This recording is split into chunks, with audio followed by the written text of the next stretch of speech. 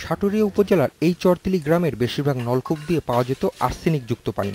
বাধ্য হয়ে তাই পানি পান করা সহ বিভিন্ন কাজে ব্যবহার করতেন গ্রামের কয়েক হাজার মানুষ।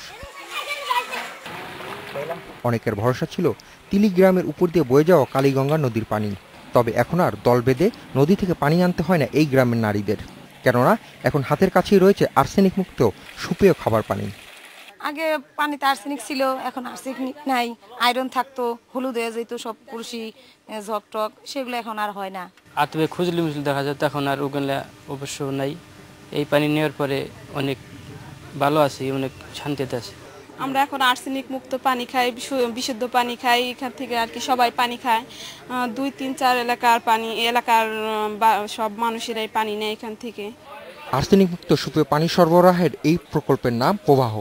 মানিকগঞ্জ লিফ এরিয়ার আওতায় এমন 5টি পরিশোধনাগার তৈরি করেছে ব্রিটিশ আমেরিকান টোবাকো।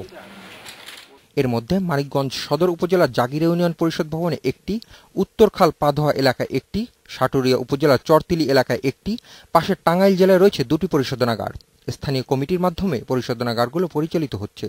আমরা 40 জনের একটা সমিতি আছে, ওই 10 টাকা করে উঠাই মাসে মাসে। ওই টাকা দিয়ে এটা নষ্ট হলে পরে ওই পয়সা দিয়ে আমরা এটা সারি। আমাদের যে টিপকলগুলো ছিল এগুলো সম্পূর্ণ ছিল আর্সেনিকযুক্ত পানি, মানে খাওয়া যেত না। তো এটা দেওয়াতেও হয়তো আশেপাশে সব মানে নিরহ লোক, গরিব মানুষ, এটা দেওয়াতে আমাকে সবার, ছোট বড় সবার যারা আছে সবারই উপকার হয়েছে।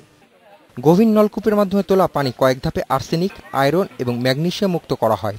একটি পরিশোধনাগার থেকে প্রতিদিন পাওয়া যায় 6000 লিটার পানি, যা এলাকার শতাধিক পরিবারের চাহিদা মেটায়।